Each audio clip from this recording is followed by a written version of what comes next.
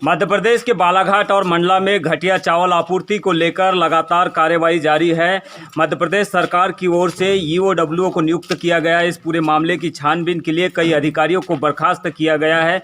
इसके बावजूद भी घटिया चावल का जो मामला है अभी थमा नहीं है। अभी भी राशन दुकानों में बदस्तूर इसका सप्लाई जारी है। आइए हम आपको दिखाते हैं कुछ तस्वीरें इस समय रोसना के राशन दुकान से, जहां पर इस समय पूर्व विधायक भी पहुंचे हुए हैं।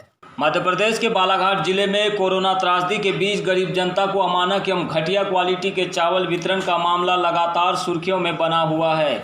इस मामले में शिवराज सरकार की उलझनें भी बढ़ा दी है, जिसके चलते आनन फानन में कार्यवाही भी की जा रही है। वहीं इस पूरे मामले की जांच अब ईओडब्ल्यू को सौंपी गई है, लेकिन घटिया चावल का वितरण जिले में अभी भी थमा नहीं है। 4 सितंबर को भी जिले के राशन दुकानों में अमानक और बेहद ही घटिया क्वालिटी के चावल का वितरण हुआ, जिसकी तस्वीरें सामने आई है ग्राम पंचायत रोसना के उचित मूल्य दुकान से, जहां कई गरीबों को घटिया चावल बंटने की सूचना के बाद क्षेत्र के पूर्व विधायक भी मौके पर पहुंच गए। उन्होंने इस मामले में कलेक्टर से मोबाइल पर चर्चा करते हुए चावल वितरण को तत्काल रुकवाने की बात कही और यहां मौजूद हितग्राहियों को ऐसे चावल का भोजन नहीं खाने पर जोर दिया। साथ ही उन्होंने घटिया चावल सप्लाई का विरोध भी जताया। पूर्व विधायक यहीं पर नहीं रुके, बल्कि सोसाइटी से एक पॉलीथीन में चावल लेकर इसे गौवंश को खिलाने का भी प्रयास किया। हालांकि गाय ने थोड़ा चावल खाने के बाद सूंघ कर छोड़ दिया। आइए देखते हैं यह रिपोर्ट। तो यही चावल खा रहे हैं क्या आप लोग? सर यही चावल खा रहे हैं, राशन का ही चावल खा रहे हैं। हमारे तो आपको लगता नहीं कि ये चावल काफी खराब है, खाने लायक नहीं है? सर लगता है, लेकिन करेंगे क्या, खाना तो पड़ेगा। भूखे रहने से पहले यह है कि अब जिंदा रहने के लिए तो कुछ तो खाना पड़ेगा। साफ सुथरा करो और खाओ। और ये चावल खाने के बाद में तो और भी आप लोगों की स्थिति बिगड़ सकती है ना? बिगड़ सकती है, वो तो ठीक है, लेकिन अब करें तो क्या करें, खाना तो पड़ेगा। आपको पालना है, मर जाएंगे बच्चे, खाएंगे तो फिर क्या होगा हमारा? क्यों मर जाएंगे? काम धंधा नहीं कि आप लोगों के पास में दूसरा? कोरोना में कहाँ से भी काम धंधा है तो जी अभी काम धंधे भी तो डाउन है 2-3 माह जी। क्या करेंगे, काम धाम भी नहीं है ढंग से। तो यही चावल खा रहे हैं लोग? हाँ सब यही चावल। कितने महीनों से ये चावल मिल रहा है आप लोगों को? अब ये तो अपन ध्यान ऐसा दिनों में जब से मिल रहा है राशन कार्ड में, तब से तो खा ही रहे हैं साहब हम। तो इस समय आप तस्वीरें देख रहे हैं ग्राम पंचायत रोसना के अंतर्गत शासकीय उचित मूल्य की दुकान में, जहां पर काफ़ी सारे हितग्राही जो है यहां पर राशन की आपूर्ति हो रही तो उसे लेने के लिए पहुंचे हुए हैं।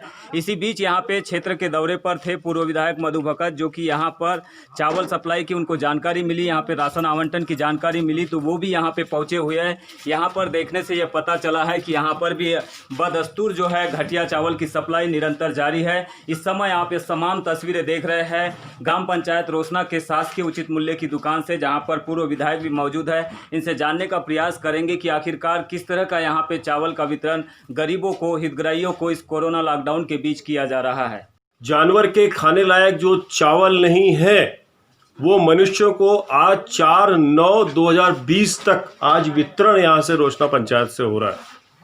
तो ये घोर शर्मनाक बात है इस सरकार के लिए और इस प्रशासन के लिए कि जिसको अमानक घोषित कर दिया गया है वो आज भी हमारे हितग्राही अपना नाप करा के यहाँ से ले जा रहे हैं। तो ये कौन सी पट्टी बांध करके प्रशासन और शासन ध्यान दे रहा है और गरीबों की हित की बात कर रहा है, हितग्राहियों की सुरक्षा की बात कर रहा है, राशन वितरण की बात कर रहा है। मुद्दा तो काफ़ी गर्म है, लगातार आवाज़ें उठ रही है घटिया चावल की सप्लाई को लेकर, लेकिन आप कुछ क्या प्रयास करेंगे जिससे कि ये जो मामला है बालाघाट जिले में अभी भी इसका वितरण जारी है, इसके ऊपर रोक लगाने के लिए आज आप क्या कुछ प्रयास करेंगे? आज की डेट में निश्चित तौर पे मैं कोशिश करूंगा अभी डीएम से बात करने की और उनसे संदर्भित पूरी पंचायतों में जहां जहां राशन वितरण है वहाँ राशन वितरण पे रोक लगाई जाए और चावल जो इनको जो राशन के तौर पे दिया जा रहा है उसको परिवर्तित करके दूसरा चावल हितग्राही को दिया जाए। ये मेरी पहली बात होगी। दूसरी जो सबसे बड़ी बात है, ये बालाघाट जिला, मंडला जिला, ये 2 ही जिले प्रभावित नहीं है। मध्य प्रदेश के अंदर 51 जिले आते हैं, जिसके अंदर ये जो राशन पकड़ा गया है अमानक, जो 2020 में जुलाई में दिल्ली के कुछ वहाँ से जो अधिकारी आए जिन्होंने इस राशन को जुलाई में ले गया और अमानक पाया और उन्होंने स्टेटमेंट जारी किया कि जानवर भी खाएंगे नहीं खाएंगे ये अभी पता नहीं है। जो जानवर माननीय शिवराज सिंह चौहान की सरकार प्रशासन के माध्यम से प्रति पंचायत प्रति जिले वार राशन दुकानों में बंटवा रही है, मैं मान के चलता हूं कि ये सिर्फ मुद्दा बालाघाट मंडला का नहीं, ये मध्य प्रदेश का है।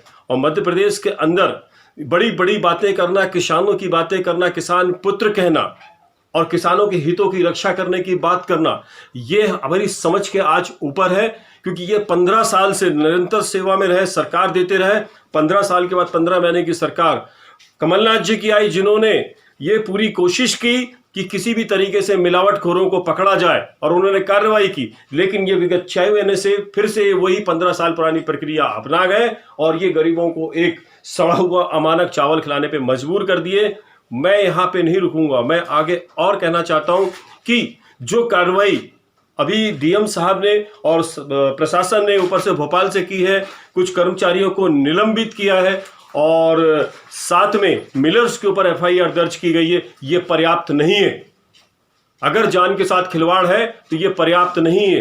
कोविड-19 का समय है और 15 साल के भ्रष्टाचार का शासन का जो राशन वितरण हुआ है, ये उसका समय है। निश्चित तौर पे ये कर्मचारी जो संलिप्त हैं इस प्रदेश के अंदर और इस जिले के अंदर, इनको निलंबन से काम नहीं चलेगा। इनको बर्खास्त करो, बर्खास्त करने के बाद तत्काल इनको जेल में डालो। जेल में डालने के बाद यही चावल उनको थाली में परोस को खिलाओ और इसी के चक्की पिसवा करके उनको रोटी खिलाओ। तभी शासन और प्रशासन के ये निकम्मे कर्मचारियों को पता चलेगा कि एक गरीब जो आपको एक आस्था और एक उम्मीद से आपकी सरकार को बनाता है और सरकार में बैठने के बाद आप जनता के हितों में किस प्रकार से ये अमानक चावल का व्यापार कर रहे हैं और व्यापार भी क्यों कर रहे हैं। और मैं तो कहूंगा ईओडब्ल्यू की जो जांच आपने गठित की है, और आप अगर ये मान के चलते हैं ईओडब्ल्यू अगर इसके अंदर कोई जांच करेगा तो ये मध्य प्रदेश सरकार के अधीनस्थ है। ये साफ सुथरा इसमें मैनेजमेंट नहीं आएगा, एक स्वच्छ इसका कोई भी रिजल्ट नहीं आएगा। मेरी मांग है, अगर हम बालाघाट जिले के आसपास पूरे मिलर्स जो बालाघाट से ट्रांसपोर्टिंग के साथ गोंदिया हो, चाहे आसपास और भी जगह हो, जहां भी हमारी ट्रांसपोर्टिंग है, इसका मतलब ये खेल मध्य प्रदेश का नहीं, ये पूरे भारतवर्ष का है। और भारत के हर स्टेट के अंदर कहीं ना कहीं चावल का ये काला जो शराबखोरी की वजह से जो चावल में एक कारोबार होता है, कहीं ना कहीं पे ये बहुत बड़ी एक मानवीय जनता और जो हमारे गरीब के पेट के साथ ये बहुत बड़ा अत्याचार है। बीमारी का समय मैं मान के चलता हूं कि इसमें इतने से ईओडब्ल्यू से काम नहीं चलेगा, ये पूरे भारत का काम है। इसलिए इसको सीबीआई के ऊपर सौंप देना चाहिए और सीबीआई से इसकी जांच कराना चाहिए। और सीबीआई से जांच करने के बाद, क्योंकि मध्य प्रदेश में जितने ऐसे नागरिक खाद्य आपूर्ति निगम के जो कर्मचारी हैं जो आवंटन पीडीएस के माध्यम से राशन दुकानों जो राशन पहुंचाते हैं और जिन लोगों के ऊपर ये जुर्म ढाते हैं, ऐसे अधिकारियों को जेल में डालना चाहिए। ये ईओडब्ल्यू का नहीं, सीबीआई का काम है और सीबीआई को सौंपनी चाहिए, क्योंकि ये मानव को जानवर से भी बदतर समझा गया है इस सरकार ने। तो घटिया चावल के मुद्दे पर आप सुन रहे थे परसवाड़ा क्षेत्र के पूर्व विधायक मधु भगत जी को, जिन्होंने पर यहाँ पर रोसना में जिस तरह से चावल का वितरण अभी भी बदस्तूर जारी है, इस पूरे मामले पर उन्होंने शासन प्रशासन से तत्काल इस पूरे चावल की सप्लाई पर, वितरण पर रोक लगाने की मांग की है। साथ में उन्होंने ईओडब्ल्यू की जांच को नकारते हुए उन्होंने सीबीआई जांच की मांग भी उठाई है। ये तमाम तस्वीरें आप देख रहे हैं राशन दुकान रोसना से। बालाघाट न्यूज़ के लिए यमलेश वंजारी की रिपोर्ट।